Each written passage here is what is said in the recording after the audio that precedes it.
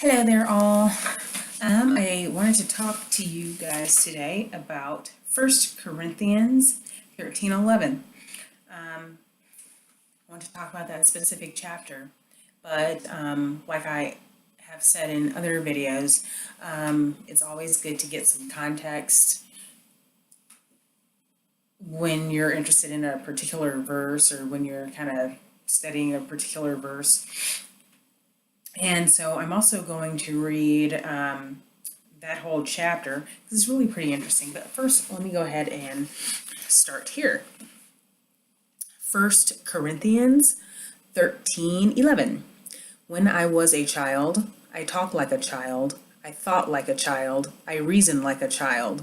When I became a man, I put childish ways behind me.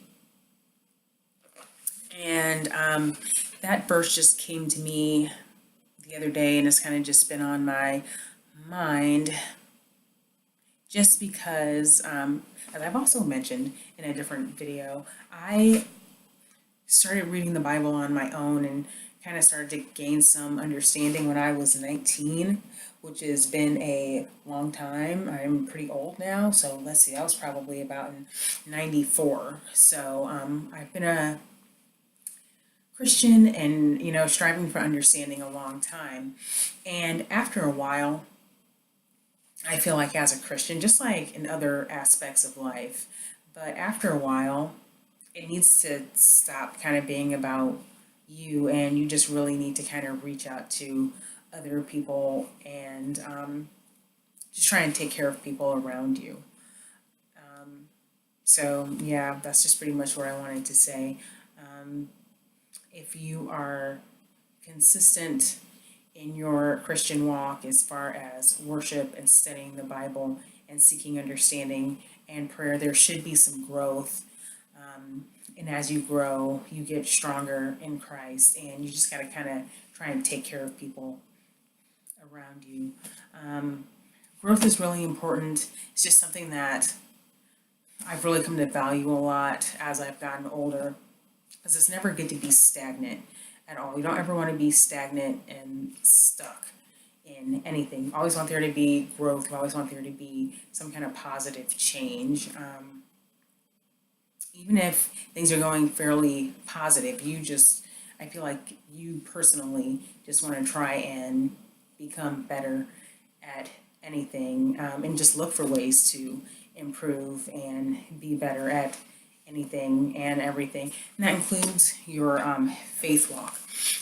But I'm going to read this entire chapter. It's 1 Corinthians 13, and it's about love. That's the title over the chapter. And it says, "And now I will show you the most excellent way. If I speak in tongues of men and of angels, but have not love, I am only a resounding gong or a clanging cymbal.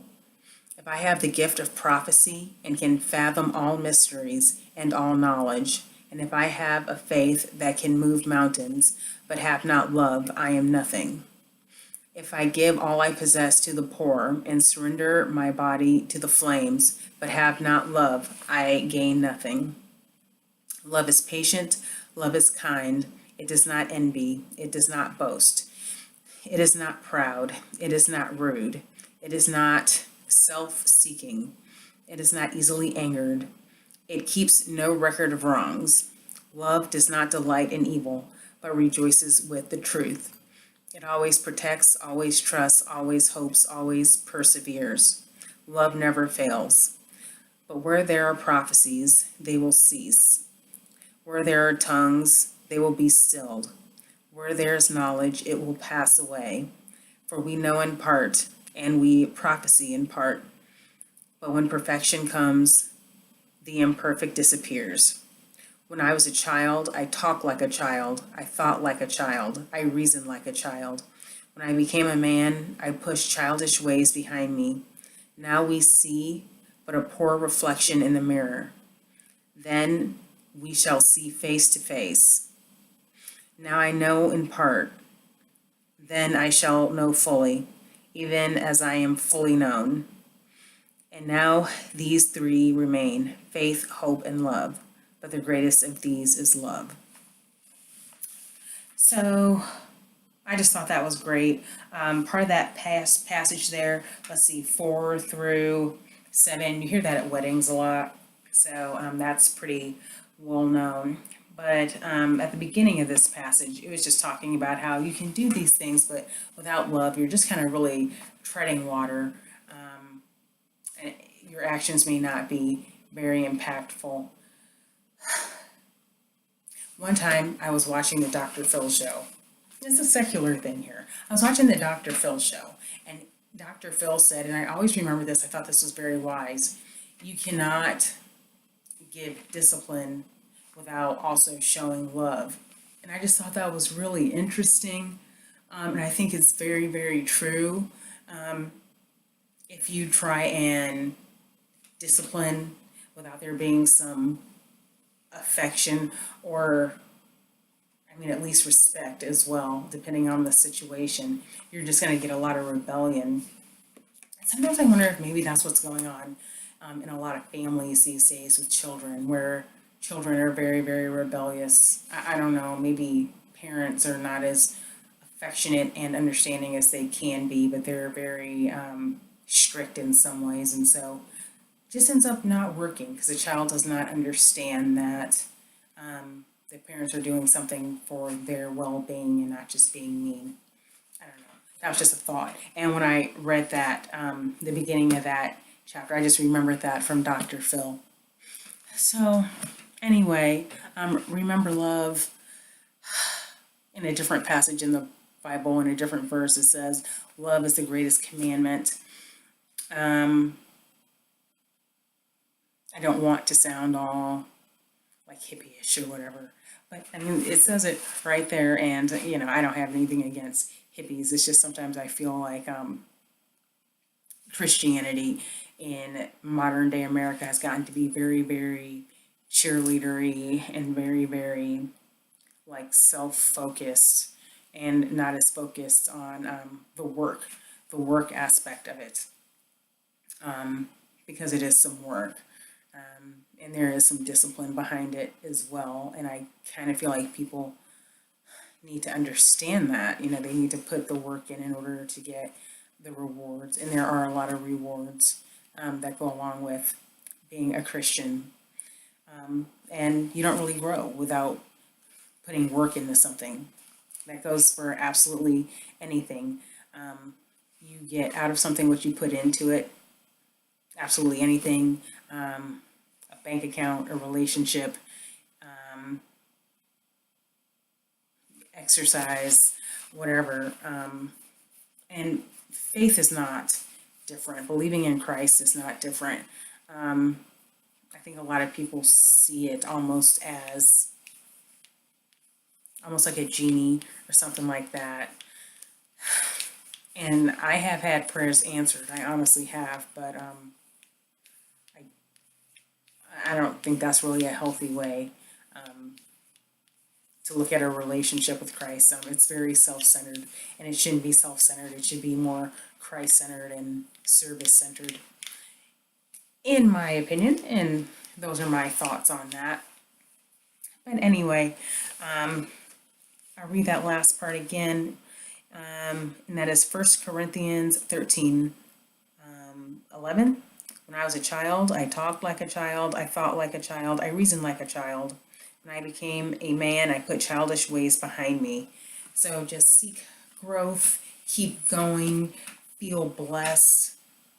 As you get older, see it as a blessing and just see it as a different stage of life, not necessarily worse than anything you've been through, or I think it's better, honestly. I personally wouldn't want to be 10 or 20 years younger. I just feel like I've gained too much and come too far. But just see it as a different stage. I feel like there's so much reluctance these days to mature and grow because people want to stay in this box where you never really get older than like 25 or 26 or so. And it's not healthy, I don't think. Keep pushing, keep striving, keep growing in Christ, just stay in your word, remain prayerful, and you will see the fruits of that labor. I'm reluctant to say I guarantee it, but honestly, I guarantee it. I am that confident. And I also hear a lot of people say things such as, oh, I'm a believer in Christ, but I'm still sad, or I'm still depressed, or, whatever. I don't think that being a Christian is necessarily like taking a Xanax. And I'm not trying to make light of anything. Honestly, I feel like if you need a Xanax or Paxil or whatever, or need to talk to a therapist, then by all means talk to a therapist and seek that help. Um, I don't know if, I mean, it could be, I don't know if just reading the Bible in prayer will like cure all like mental health issues. I mean, that's something you hear about now, and I mean, I can't say that, but also I'm not a person who struggled with a lot of that in my life. But I also feel like if you need help in some way, seek help and still continue to be prayerful and stay in the Word. I do not feel like it will fail you at all. I don't feel like the Word fails anybody. So have a wonderful weekend, everybody. It's Friday. It is June 7th. So 2019 is almost half over. It's going so fast. That's something that happens as you get older. Time just moves really, really, really fast. It seems like I saw this movie once, and one of the characters said, how come as you get older, it always seems like it's Christmas? I swear, it really does." Because I've been thinking about it. Thought about that this week. I was like, oh my gosh, 6 more months till Christmas. And I've also found myself becoming a much better planner. Just like planning things like way months in advance, like, oh, I'm gonna send my Christmas cards out by this time. It's really weird. I don't know. I guess it's just a part of just becoming more like matronly or something. I don't know. Gosh, I just kind of like rambled on for a minute. But at the beginning of the year, I talked about, setting goals and, trying to get through the Bible in 2019. I hope you're sticking with that. If you didn't even start that, start it now. Who cares? There are all kinds of Read the Bible in a Year programs, and you can start anytime you want to. So, yeah, just stick with that. It might be a nice summer project for you. Anyway, have a good weekend once again, and welcome to summer. Thank you.